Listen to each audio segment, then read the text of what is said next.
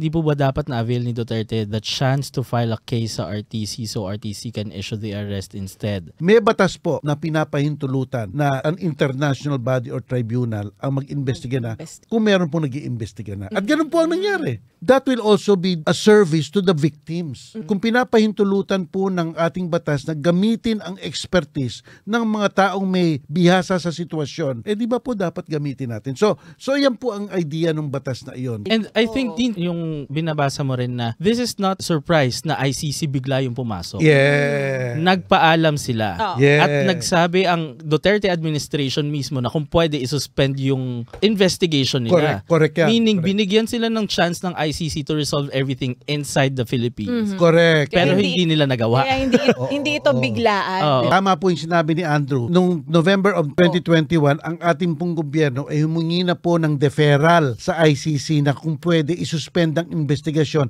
sila na lang po mag-iimbestiga. Sila yung mag-iimbestiga, sila din yung inaakusahan, di ba? Yun nga, That's the irony. Pero the point is, pinayagan sila ng ICC. Hinayaan sila ng ICC. Hinayaan po sila, kaya lang po walang nangyari o kulang yung mga imbestiga.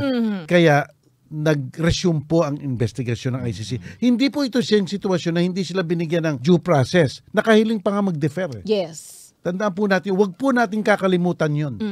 Alam nila na actively nag-i-investigate ang ICC. That's the point. Alam nila, and if they can ask for a deferral, likewise, they can participate in it. And that, my friends, is due process.